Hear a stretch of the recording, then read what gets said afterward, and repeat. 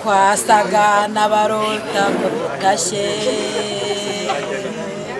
imarira itemba kubera ibyishimo kwitega imboshya zuzuye umutima byacu ubwo twitegeraga ya migabane. Haleluya.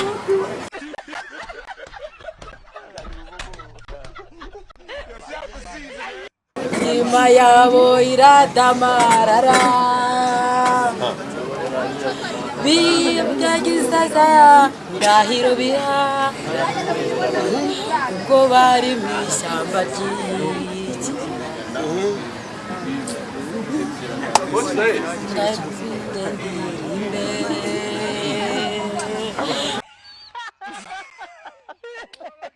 Haleluya.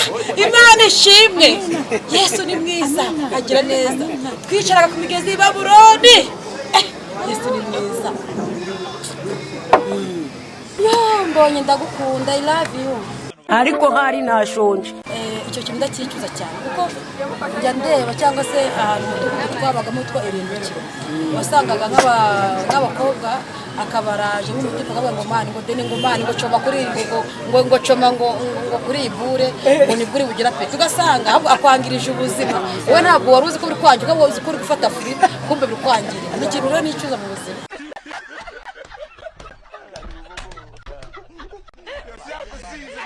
Jewe ukimbona ukibona Ingabire Denise tayari ubonye ubutumwa kuko ntago wakwibaza ukuntu Denise wari indara ahindutse umuntu w'Imana mu minota mikeya ari Yesu urindira igitare ni ibintu nyine ubona ugatona ubutumwa.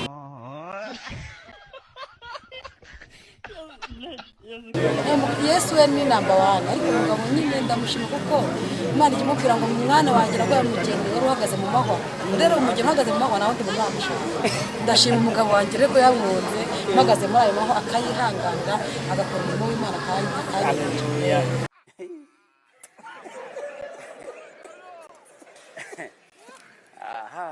kera ntabwo nzi ko iteka ari ubuhungiro bwanjye yuhingiye muri Yesu ubuhungiro bwa zose ko atarambira ubuhungiro nhoraga muri gereza ariko Yesu ubona nafunzwe bambaye amapingu nahoraga nari mfite abana babitaga batoka twarabona muri gereza nabo ariko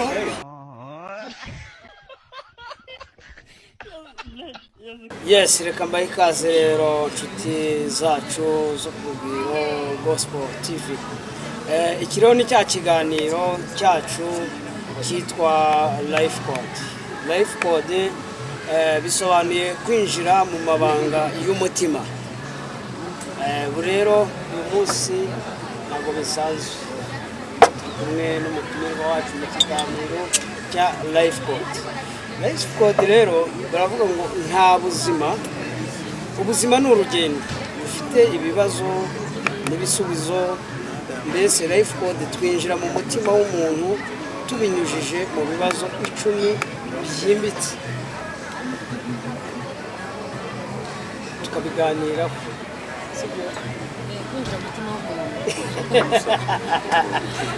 Niyo mpamvu rero ni ngombwa yuko tugusaba ikaze kubera yuko tugiye kwinjira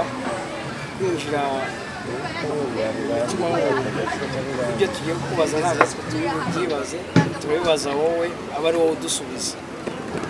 Icya mbere rero tuba dufite ibibazo 10 kandi ubu ngubu tuvugana turi buhere ku cyambere. Icyambere kiragira kiti wivuga ute mu magambo 3 asobanura ugiye kutwibwira mu magambo 3 asobanura uwo uri ariko babanza tubwire amazina yawe. ni Ingabire Denise umugore yubatse ari muri ya magambo 3 cyangwa yarenze ayo ni amazina yawe.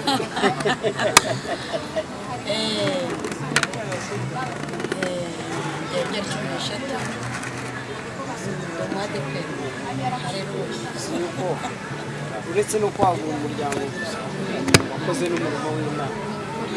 Noneho rero tubwiye uri mama w'abana birumvikana uri nyina w'umuryango birumvikana.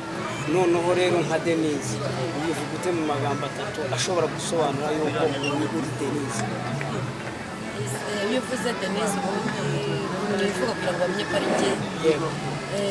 Cyane iyo uvuze mama w'amahanga bashobora kumenya ko ari njye, Yego. cyangwa se wavuga ngo wa mudamu ukunda gusenga. Yego.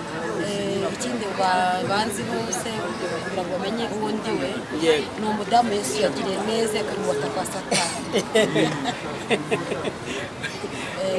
Urakoze cyane. Noneho rero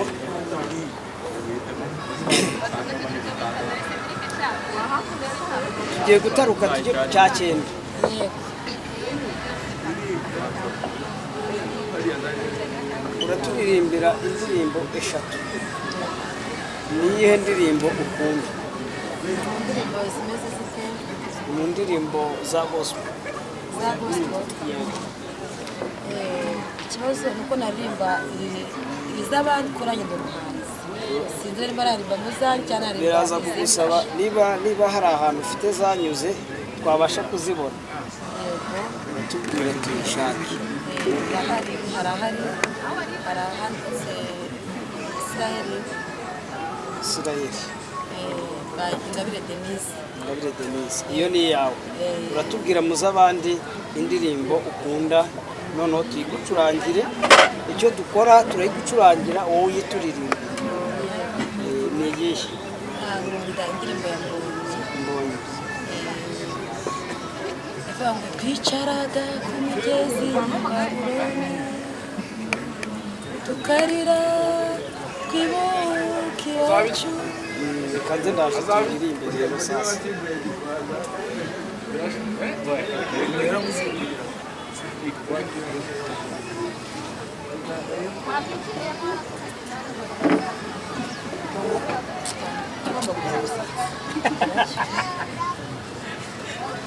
Uratubwira niba wumva kuteri irimo neza.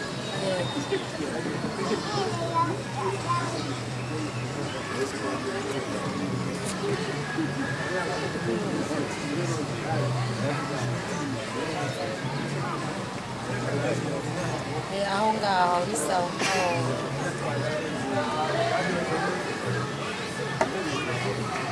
Twicaraga ku migezi y'i Babuloni tukarira twibutse iwacu. Haleluya. imitima yacu yari yuzuye agahinda ubwo twitega abazi twari dufite. Haleluya. Turapfukama dusekera Uwiteka, aratwibuka adukiza amaboko.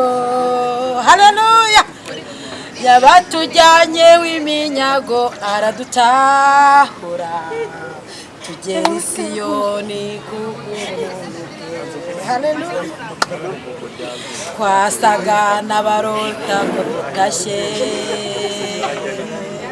imuhira itemba kubera ibyishimo, twitega imbuto zuzuye umutima byacu ubwo twitegeraga ya migabane. Haleluya. Fata urugendo rurerure. Haleluya. Rira imisozi iteganye n'igicaniro, tujye dutamba ibitambo byishimwe, inzibutso ko yatutahuye. Tujye dutamba ibitambo byishimwe, inzibutso ko yadutahuye. Haleluya.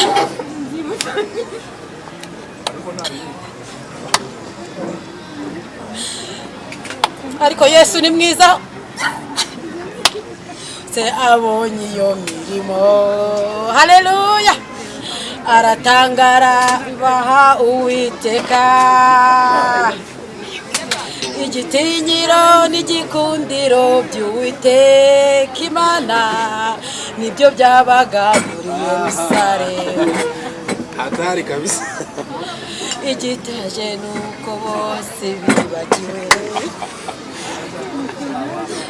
imitima yabo iradamarara bibyagizaza ndahiro biha ubwo bari mu ishyamba ry'iki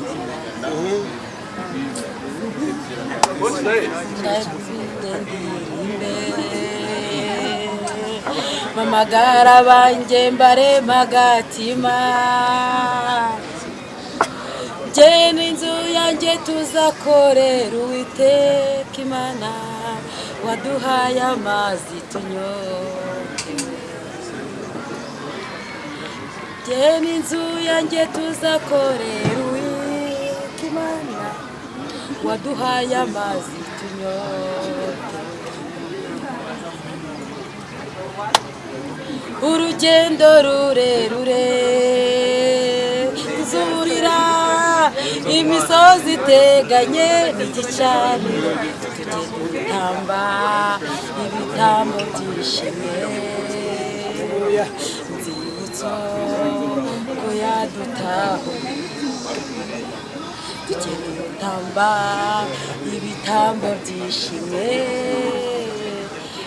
nzibutso ko yadutahuye tuzafata urugendo rurerure tuzurira imisozi iteganye n'igicaniro tujye dutamba ibitambo byishimye inzibutso ko yadutahuye haleluya Imana ishimwe haleluya Imana ishimwe Yesu ni mwiza agira neza twicaraga ku migezi y'i Babuloni Yesu ni mwiza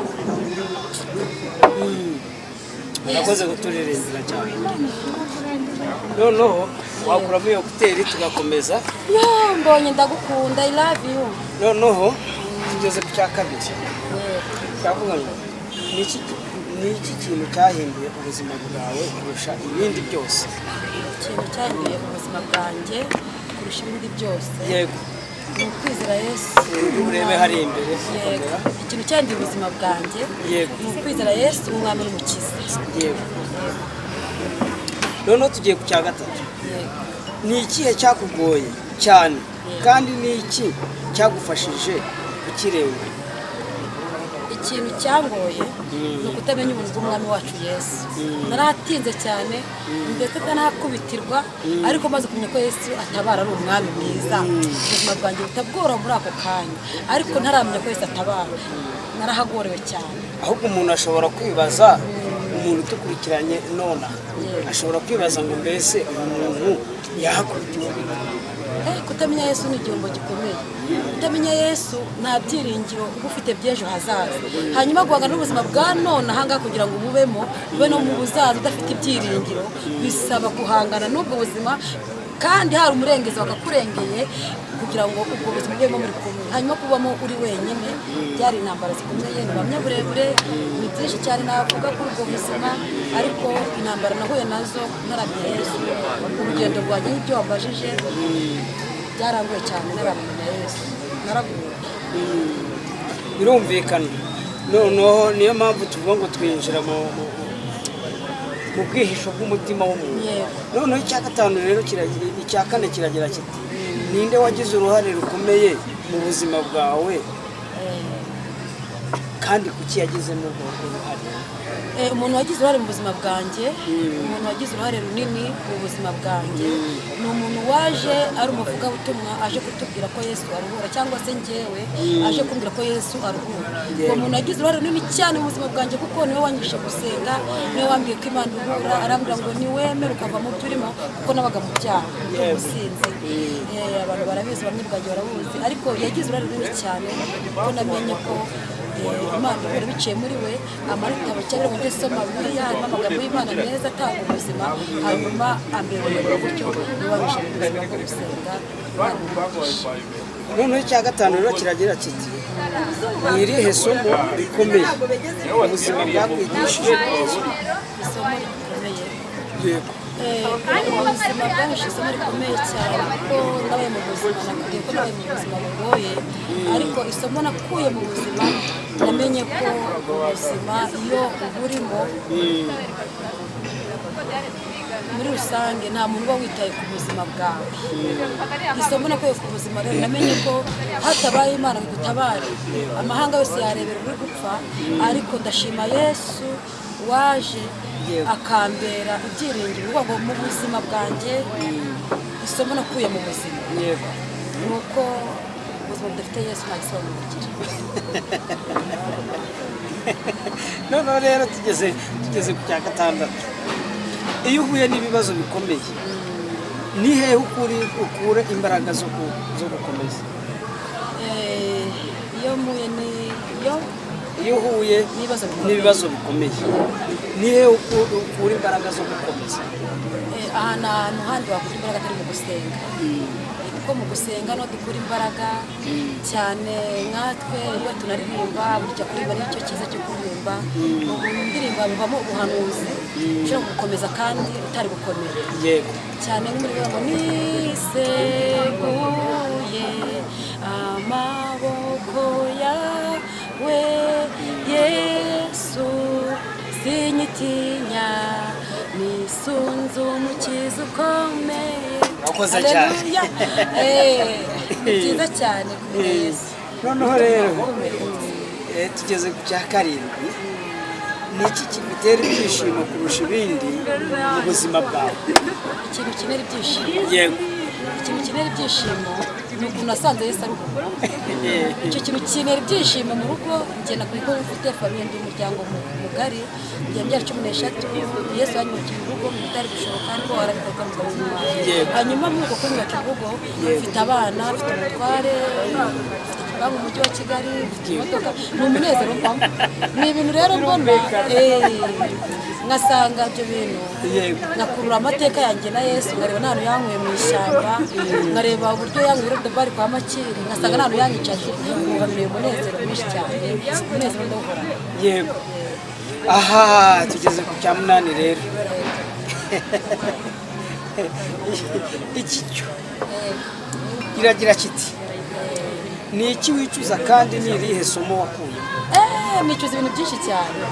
Watunyuriramo gakeya. Ibintu nicuza cyane, nkatwe utamenya Imana ukiri mutoya, ngo mvuge uburyohe bwo gusenga ukiri mutoya, ukabanza ukarindagira mu byaha. Icyo kintu ni ikintu nicuje mu buzima bwanjye. Icyo kintu ndakicuza cyane, kuko njya ndeba cyangwa se ahantu mu dugudu twabagamo twa irindukiro, wasangaga nk'abakobwa akabaraje nk'umutima akavuga ngo mani ngo deni ngo mani ngo coma kuri ngo coma ngo kuri ibure ngo ni buri bugira pe. Tugasanga ahubwo akwangirije ubuzima. Wowe ntabwo wari uzi ko uri kwangira, wowe uzi ko uri gufata furi, kumbe biri kwangirira. Ni ikintu rero nicuza mu buzima. None se ahubwo umuntu ashobora kuvuga ngo mbese ati ni ikintu nicuza muri ubu buzima. Mu by'ukuri se muri ubu buzima cyangwa se muri ubwo buzima waba warigeze ufataho se? Byari hatari. Urumva ubwo buzima reka kubivuga ntabwo turi kuganiraho, turi kuganira mu ikintu buriya kubivuga ntibitutera isoni. Oya nagutera isoni, kuko uhamya barafite no mu matorero, aho ngenda nta guhamya. Ariko kumva ikintu nicuza mu buzima, nicuza bore nanyweye. Hari ikindi se n'inzoga. Nicuza n'imihanda naraye, ubwo nibyo nicuza. No rero tugeze ku cyacyenda. Cyacyenda cyo cyari indirimbo, turaza gusoza kuri ya ndirimbo ndacyabyibuka. Noneho icya cumi kiravuga ngo ubuzima bwawe bufite ubuhe butumwa ku bandi? Ubuzima bwanjye bufite butumwa ki ku bandi? Njyewe ukimbona Cyubahiro Ingabire Denise ndayarubonye ubutumwa, kuko ntabwo wakwibaza ukuntu Denise wari indara ahindutse umuntu w'Imana mu minota mikeya, ari Yesu urindiye igitare. Ni ibintu nyine ubona ugatubona ubutumwa.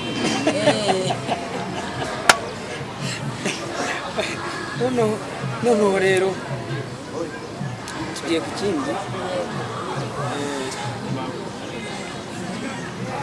Ubuzima bwa Denise, ni abahe bantu washimira mu buzima bwawe? Abantu nashimira ni benshi cyane, ariko cyane cyane nashimira umutware wanjye wankunze. Ndamushimira cyane, ni umwana mwiza. Imana ntabwo ari kubura kugukunda kuko wari mwiza. wapi ntabwo byari kuvamo yaza ko atari Yesu ntabwo byari kwemera ariko ndashima Yesu ndashima umugabo wanjye urashimira Yesu ugashimira n'umugabo. Yesu we ni namba wani ariko umugabo nyine ndamushima kuko Imana ikimubwira ngo mwana wanjye naguye umugeni wari uhagaze mu mahwa rero umugeni uhagaze mu mahwa nawe ndi mwamushaka ndashima umugabo wanjye rero yamwunze mpagaze muri ayo mahwa akayihanganira agakora umurimo w'Imana kandi Haleluya Imana ishimwe cyane. none rero turimo tugana ku musozo ni irihe somo waha abantu bataramenya cyane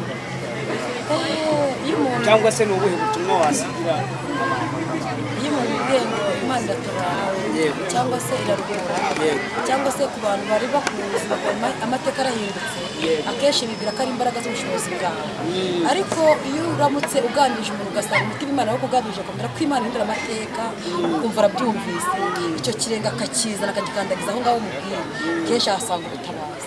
Ikibazo abantu ntabwo bajya bakunda kwizera ko imbaraga z'Imana zitabara cyane ariko umukobwa nabwiye ndavuga rero icyagukava imihanda Yesu akakugira neza amande neza nayo ngizo njuga zawe ngo ubuse ngo bakajya gusambana ukarya iki kugira ngo ubwire umuntu ubwiza bw'Imana ukuntu Imana ikora ni inzira ndende ariko umuntu ushaka Imana akayinginga. watubwiye ko indirimbo yawe yitwa iki? Oya indirimbo yitwa Israel nzagukiriza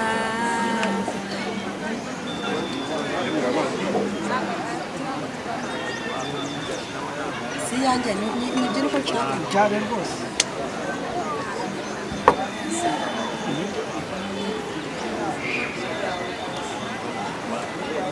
wagize Uwiteka ubuhungiro nta kibi kizakuzaho ishobora byose wayigize ubuturo nta cyago kizegera ihema ryawe kuko wagize Uwiteka ubuhungiro nta kibi kizakuzaho ishobora byose wayigize ubuturo nta cyago kizegera ihema ryawe. Haleluya. ushatse kuvuga iki? kugira Uwiteka ubuhungiro iyo wagize Uwiteka ubuhungiro harimo ubuhanuzi bwinshi urumva nagize Uwiteka ubuhungiro kera ntabwo nzi ko Uwiteka ari ubuhungiro bwanjye iyo ngiye muri Yesu ubuhungiro bwa zose ko atarambira ubuhungiro nhoraga muri gereza ariko Yesu ubona nafunzwe wambaye amapingu nahoraga nari mfite abana babitaga batuka bakoraga muri gereza nabo ariko Yesu ambere ubuhungiro mba mu nzu y'Imana mba mu mvugabutumwa umva rero iyo ugize Uwiteka ubuhungiro yavuze ngo nta cyago kizegera cyegera ihema ryawe rero Uwiteka ubuhungiro